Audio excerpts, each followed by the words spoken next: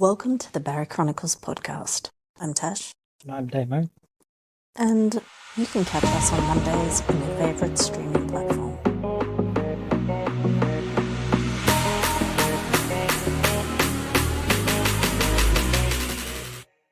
Damo, it has been a minute again. It has. We are hopefully getting back to some kind of normality in the craziness that has been our lives. Yeah, it's just been ridiculous. I mean, we're currently moving house, and that happens this week, actually, on Tuesday. Yes, it happens on Steve and my 30th wedding anniversary. I know. I'm sorry. What a day. What a day. Oh, don't be sorry. It's just another day at this point. After 30 years, it really is another day. I mean, of course, yay us. Yeah, 30 years. Years. That's an achievement. That's a long time, isn't it? It is. And then Steve, love you, babe. and Steve's at home at the moment with spicy coffee. He is. He has had a week. The poor love. He really has. And of course, the fact that Steve has the spicy flu at the moment is always a little bit more stressful because he does have Crohn's. So it adds just another layer of anxiety and stress to the whole thing. And the area that we live in, like the health department was straight onto it all, and they've given him the antivirals to have because he just suffers with it completely differently to anybody else in the house. So I'm very, very grateful for the medical attention that he has had, and hopefully he starts to feel better soon. But Damo, Thankfully, he's got the doggos to keep him. he does. They are keeping him company, and it appears as though one of the kids has also succumbed. So, yeah. And one of them has actually just left and said, "I'll see you in a week," which, you know what? I actually don't blame him at all. And two of the others are going overseas in a week. So they are like home very little as well. So it's all happening. But so far I seem to be fine, which, you know, Which is great. it's mum-munity or something. Yeah. Something. Kim's birthday coming. Oh, we do. That's Is a that week away? Yeah, I thought that And was. I'm actually surprising her with I managed to get some VIP tickets to see Annie in Melbourne. Oh, that's amazing. Really looking forward to that. Oh, So she'll absolutely love that. now that she can use both her hands again. Yeah, that has been a drama. Like, my goodness, what Kim's gone through over the last little while, and what you've gone through over the last little while with the stroke that you had and all of the other things. Yeah. It's just been non-stop. And, you know, it's only been like 6 weeks. It feels like it's been 6 months. It does. And, you know, then there's been all of the other things that we can't talk about going on as well. So it's just been a time. What a time it has been. 2025, you can already just piss off. But we're not at that point yet. No. So we are diving into the back half of this year with renewed passion and vigour. Yeah, we are. And I think in some ways it's been good because we've had to take the time to scale back some of the stuff that we've had. And I think for me, I've really reignited my passion for what we're doing again. Yeah, well, I haven't really scaled anything back. No, you just get busier and busier. But it's all good and it's all fine. And my passion for the Bari Chronicles and for talking to you guys is greater than ever, really. I absolutely love the lived experience voice, and shutting it up in me will just never happen. Yeah. And on the Bariatric Support Australia website, we're starting to show some blogs of some of our lived experience. Yeah, some of our lived experience members that you can find in our Facebook group. If you haven't joined Bariatric Support Australia on Facebook, I would love to see you there. If you're a lived experience person, we would absolutely love to have the privilege of hosting you in our group. Even if you've got a story that, you know, it might spark the emotions, or, you know, it mightn't be the most perfect run that someone could have had. We want to give everyone a voice. Yeah, not just those of us that have that seamless transition through all of the stages and that go on and, do all of the things, in whatever order it is that's deemed to be fantastic. Sometimes this journey can be bumpy, and we want Bariatric Support Australia and also the Bari Chronicles to be a place where we can talk about that. And that's what we're interested in cultivating. Yeah. So, Damo, today I thought we would talk about things that only bariatric people will understand. Oh, my goodness, yes. There is so many. What a topic this is. Now, we would also love to know what you think only bariatric people would understand. So please comment your answers, comment your thoughts. And this is important, Tash, because I've sat in rooms where people will talk about things that only bariatric people would understand, but they haven't had bariatric surgery. Yeah, that's right. So, again, it's the importance of the lived experience voice, and we would love to know what your lived experience is. What do you think only bariatric people would understand? What's been your personal experience in life? One of the things that I know only bariatric people understand is the kind of anxiety that you feel when you go out to dinner. Yeah. Like, only bariatric people understand that. And particularly if you're early on in the journey. I can remember the very first time that I went out after surgery. It was actually to Grilled. Oh my goodness, yeah. And I remember feeling really, really unsure. Like, all of the kids were in the car, because this is, a few years ago now, back before all of our boys were driving, or nearly all of our boys were driving. And I remember everybody in the car. We pulled up at Grilled, went in, and I'd already been scrolling the menu. Yeah. On my phone. I was already looking. I was trying to decide, what the heck am I going to eat at this place? I didn't want to say anything. I didn't want to say to anybody, hey, I'm feeling anxious. Like, I don't know what to eat, because I consider it a privilege when the whole family would like to go out with me. I think that, it's lovely when the older kids are willing to come as well. So I was just excited that everybody was together, and I didn't want to ruin anything.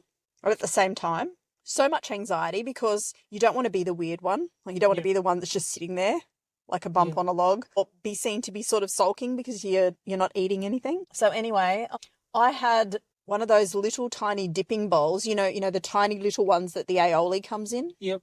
With avocado in it. Love it. That was it. I was actually on puree stage at that point, and I remember having like 2 teaspoons of it, and I felt like I had smashed a burger and chips. Range. Or even a little bit under that. You don't want to be losing no weight. That's right. So it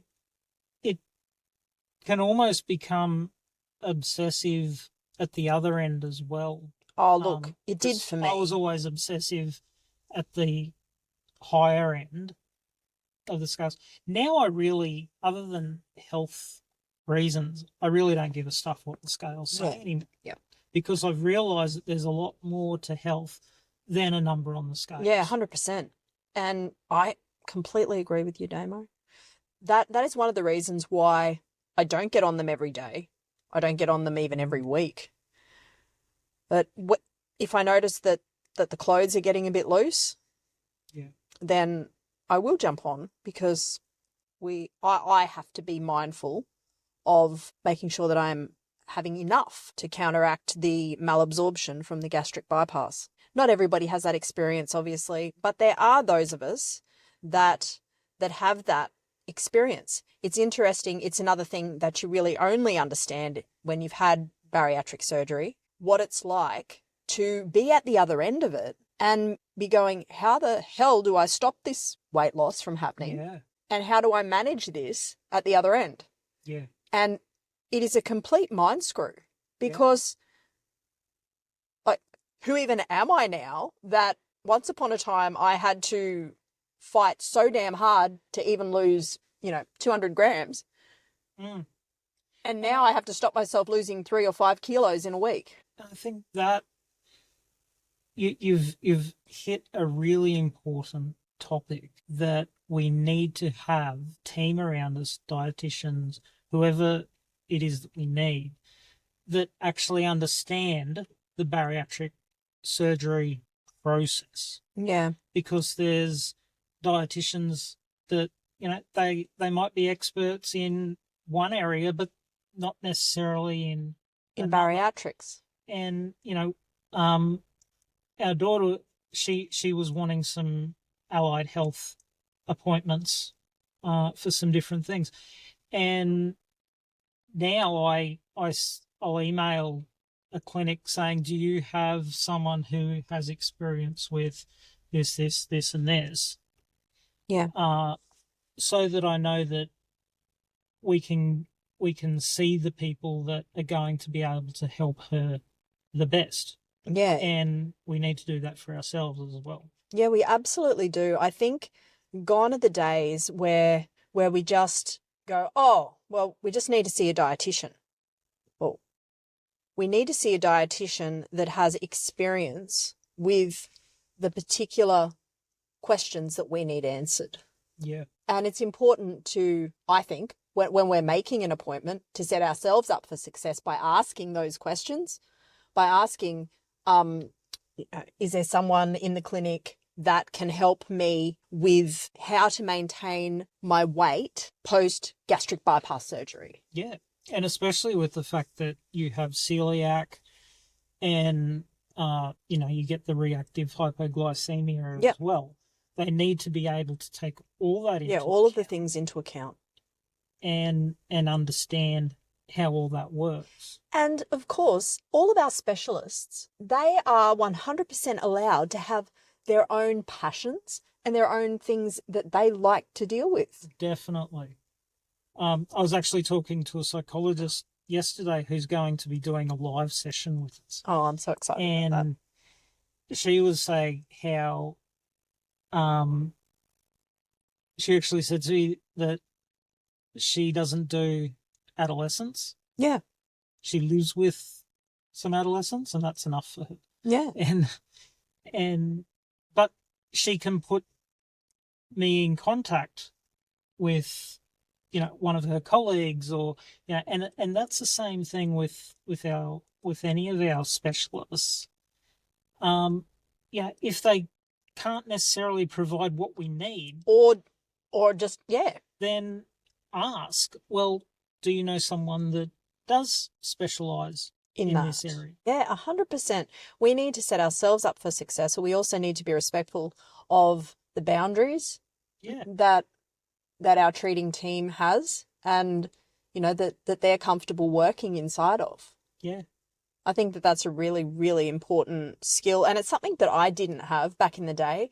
I just expected that everyone that I saw that was in the medical or allied health sphere would be able to understand how to help me. Yeah. And that was probably my bad.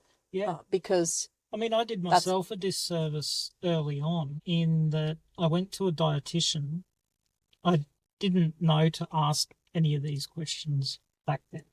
And I went to a dietitian who had no experience with bariatrics. She did the very best that she could and was printing, sheets off for me of different diets and all this sort of stuff. I looked at that and went, oh, she doesn't know what she's talking about, so she just Googled it.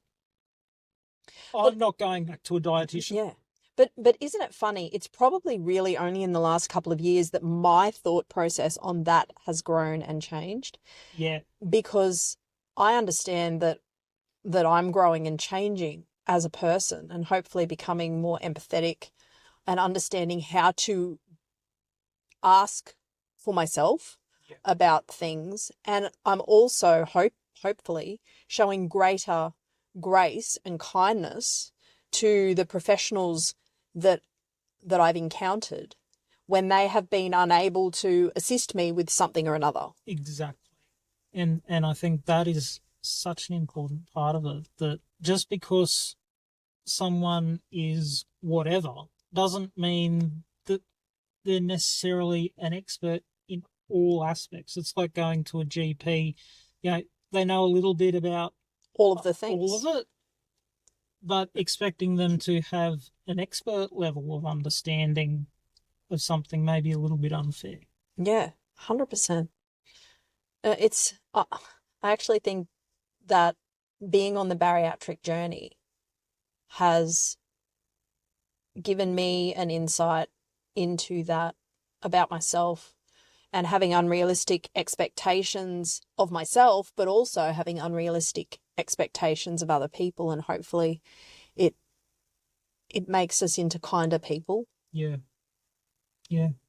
And that's certainly been my experience. I mean, I think that bariatric people are just the best.